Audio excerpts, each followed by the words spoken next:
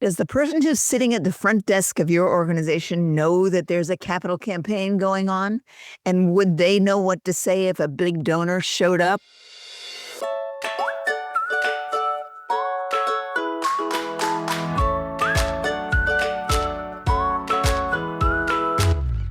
Welcome to All About Capital Campaigns, a podcast that provides fuel for your nonprofit's growth. Each week, Amy Eisenstein and Andrea Kihlstedt, co-founders of Capital Campaign Pro, provide practical tips about raising more money for your nonprofit organization. Here are your hosts, Amy and Andrea.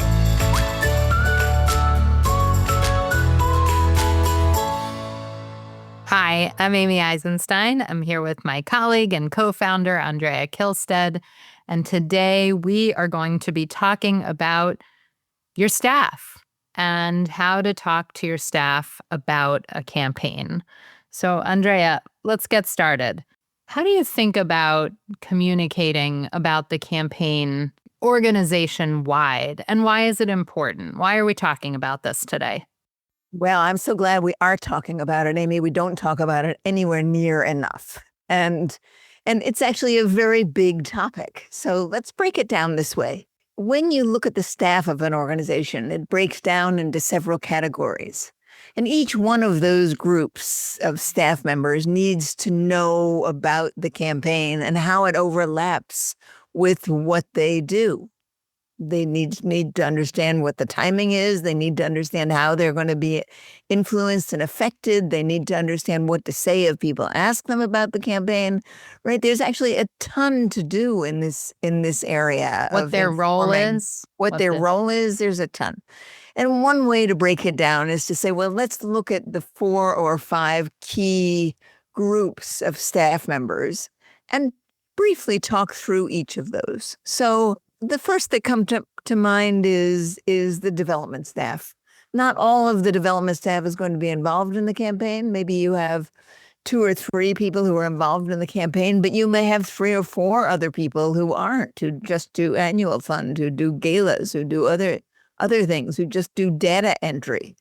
So the first category of people, let me just run through all these categories. First category are development staff.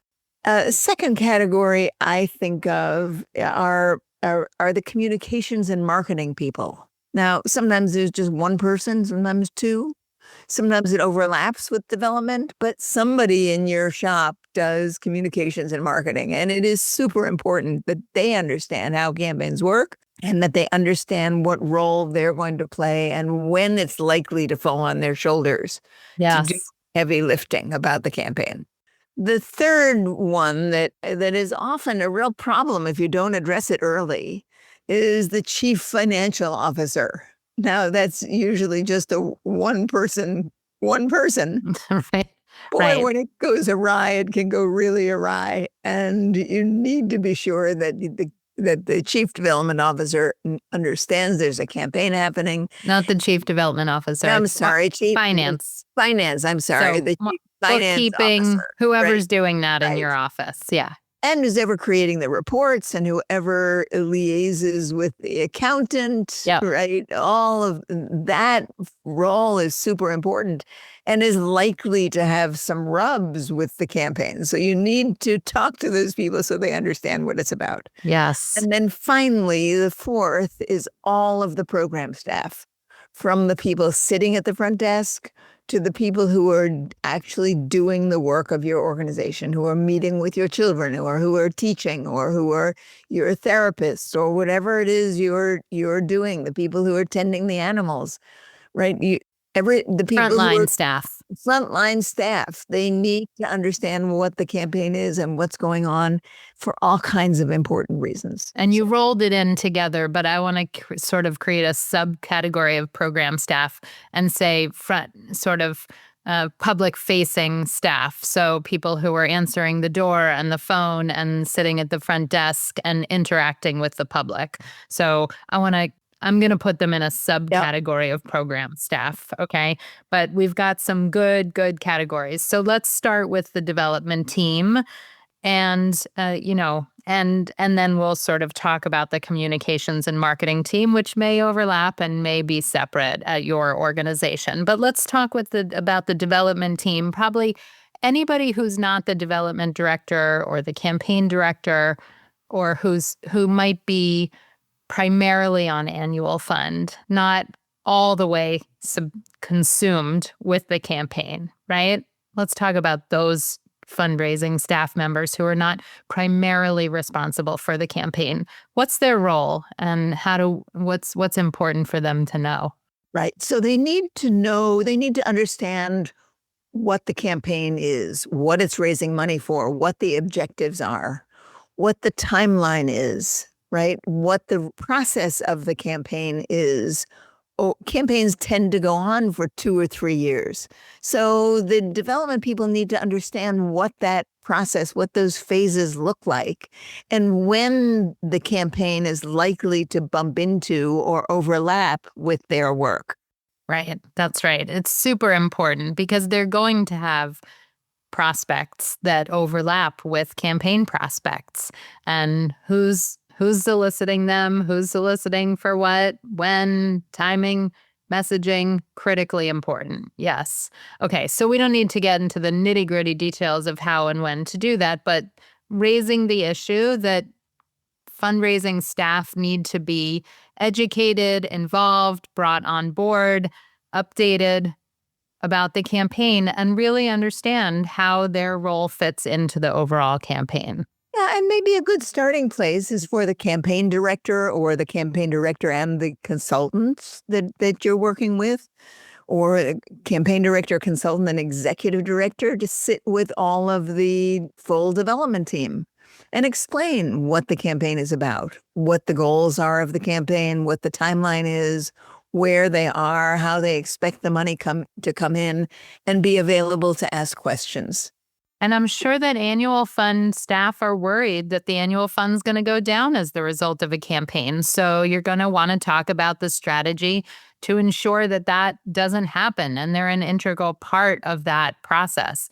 And the annual fund shouldn't go down. It shouldn't be neglected. It shouldn't be passed over in favor of the campaign. So how is it going to be coordinated? How will people be solicited for both?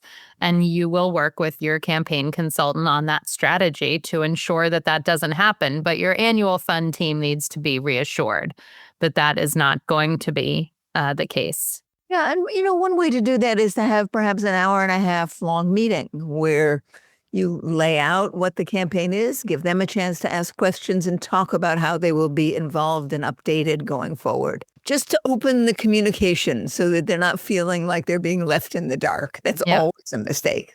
All right.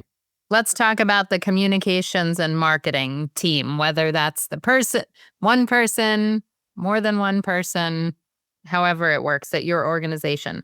To me, the most important thing for this is that, or the mistake, I think, the default that most communications people do, their job is to share news. And they're going to want to share news about the campaign too soon. That's what we see, right? And so the question is, how are we going to keep them quiet in the quiet phase, or really educate them about what they can share and what they really can't share? Why don't you talk about that? A campaign always begins, the first phase of a campaign is this fairly long, quiet phase where planning phase, and then quiet phase where you're actually not talking to the community about the campaign. You're talking about the project, but not about the campaign. And the communications staff needs to understand strategically how campaigns work with regard to communications. That's quite different from what they usually do for their organization, which is to get the word out. In addition to that, most campaigns have a separate logo, a separate brand from the organization's brand. And the question that will come up is, whose job is it going to be to develop the communications plan for your campaign, which is a different plan from the communications plan for your organization. And the campaign collateral and materials. Who's responsible for developing that? When, what does it look like? All of those details need to be communicated. And it may be that you bring in a firm to work with your communications team on that, but your communications team needs to be involved in that decision. and needs to really feel like they're not being sidelined, but they are in the process of making those decisions and discussing it and discussing what they can do and what they can't do and who else should be involved in doing it. So again, incredibly important that they understand how a campaign works and what their role is going to be in that communications process for the campaign. All right. Third, the chief financial officer. Excellent. All right. In a second, we're going to talk about chief financial officers. But first, I want to encourage listeners to go to our website, and on the homepage of capitalcampaignpro.com, almost at the bottom, is a step-by-step guide to capital campaigns. And it will really give you a timeline and a structure and a way to think about this and put our conversation into context in terms of timing. Now, of course, we hope that you will consider working with us so we can work with you on all these various components. But as a first step, go get our step-by-step guide to capital campaigns so that you can see the timeline that we're, and the progression of a campaign that we're talking about. Okay, chief financial officers. What do they need to know? What's most important? Yes. So if you're lucky, you, the executive director, development director, in particular, campaign director, already have a good relationship with your chief financial officer. That's not always the case, but it will truly help if you do have a relationship where you can keep the communication open. Because what happens in a campaign is that you want to count things towards the campaign that your chief financial officer is not going to want to count. And the chief financial officer's reports about how much the organization has brought in a given year or a given period are not going to match the campaign reports. Because you're in the campaign, you're going to be counting things in a different way. You're going to have different rules for counting that aren't going to comply with FASB rules, right? Or aren't going to comply with what the accountants need. Right. And you may be taking pledges for the very first time. You may be taking multi-year pledges for the very first time. And you're going to, of course, count those. You're also going to count things for donor recognition that may not exactly line up with the money. Pledging and matching and different funds, there's all sorts of things to account for and consider. So you really want to be in line with your finance team as you can. And you may bring in your accountant to help you figure this out. It's not that you want to be in line with them so much, because you're not going to be in line with them. You want to be talking to them so that they understand that for the purpose of the campaign, not everything is going to line up. Yes. That you're going to be operating with 2 or even 3 different reports. Right. One will be a campaign report that is not going to line up with the annual financial report. Or cash flow. That everyone needs to understand that's the case. And the sooner you get everyone understanding that, the less conflict there's going to be. Then you can have regular meetings where you discuss where these differences are going to happen. With some frequency, a rub, unless you really talk to your financial office early on in the process. And the bigger the operation, the harder these conversations are, by the way, I think. Where the financial office is often quite buttoned up in large organizations. Right. So maybe think in a hospital or a college or something like that. In lots of organizations that we work with, smaller community-based organizations, it might be 2 or 3 people. But regardless of the size or structure, you need to come to an understanding and have probably a series of meetings to discuss how it's going to work over the course of the campaign. Okay, let's talk about program staff. Yes. So I have a story to start us off here. So Amy pointed out that some of the program staff is outward facing, is public facing, and some program staff is not, is doing the work inward facing, but not directly outward facing. So years ago, I worked for a YWCA, and the executive director was in the early phases of a campaign, the quiet phase of a campaign, and her mom was visiting from out of town, right? And no one knew her mom. So she decided she was gonna run a little experiment, and she asked her mom to show up at the front desk and tell the person at the front desk that she was a donor from out of town and that she wanted to make a significant gift to the campaign and wanted to know who she should talk to. And what happened, which is what the executive director feared, is that the person at the front desk didn't know about the campaign Said, well what, enough. What campaign? What campaign? And didn't know who to send her to, and flubbed and mubbed it, right? So that the woman said, well, maybe this isn't a good idea. Well, luckily it was an experiment and not a Yes, test. Her that's person right. didn't fail. The Right. experiment worked the way it was supposed Yes, to, and everybody was exactly. aware that they needed more education. She Right. proved her point, whether she wanted to or not. But I think that's such a great story because everybody at the organization interacts with the public in many ways. And, you never know who at your organization is going to ask about the campaign. And you want your staff to feel included, like they're on the inside, they're in the know. So whether or not they interact with staff, there's two reasons, or not staff, with the public. There's two reasons staff needs to be updated and educated and made aware of so that they can start to feel good and excited and motivated and energized by the campaign. Campaigns should be energizing for a whole organization. They should see big, exciting things coming, and they should be able to respond appropriately when asked. And appropriately is different at different stages of the campaign. So they really need to be updated regularly about what's going on and what can be shared and what's not being shared.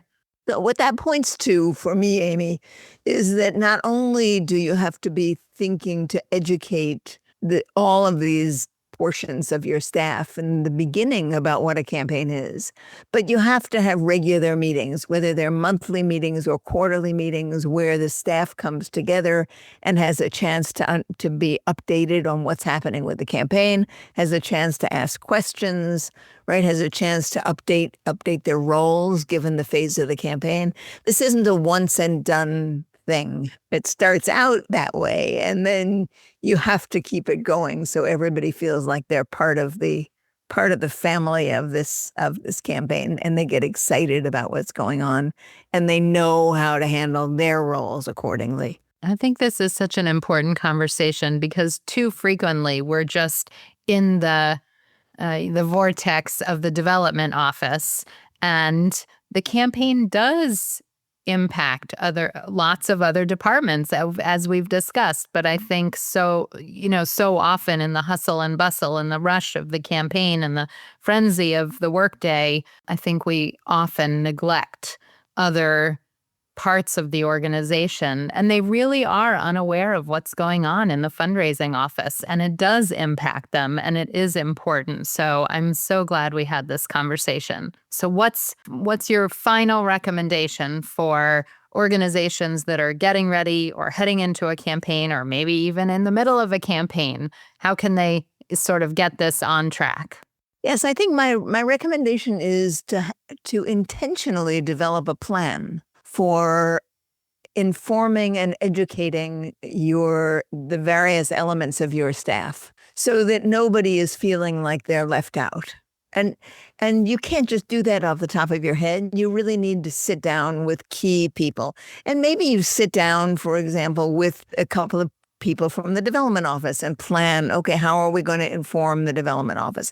Maybe you sit down with the external facing program staff and just say what's the best way to do this? So you need to have an intentional process around developing a plan for informing your staff. And it's not particularly difficult to do. I think people just don't stop to think about it. So spend some time talking to the members of your staff, putting together a little plan and a timetable, and then not only carry out an initial education process, but be sure you have monthly or quarterly meetings with various elements of your staff to keep them up to date. Let me bring this conversation full circle. And, Ideally, as you're planning for growth for your organization, you're checking in with all of these departments. The program staff should have been consulted about what are the needs for the strategic plan, for the vision for the campaign, for the campaign objectives. The finance team should have been asked, what are the implications of significant growth over the next 3 to 5 years? So, this shouldn't be the first time they're hearing about it. This shouldn't be a surprise. Hopefully, you've engaged many of these departments in the planning process, and they're excited. Like I said, this is about excitement, motivation, growth, momentum. Rising the ship. All the ships rise, the water, the tide, who knows? Anyways, something goes up, and everybody should be excited about the growth potential for your organization. And that's really, everybody should feel good about this process. And we want you to come to these discussions with that mindset that everybody's excited, everybody's motivated, everybody's a cheerleader. And that's sort of the energy that we want around a campaign. And your whole staff, not just the development staff, needs to be involved. So, all right, Andrea, great conversation today. Thanks so much for listening. Thanks for joining us, and we'll see you next time.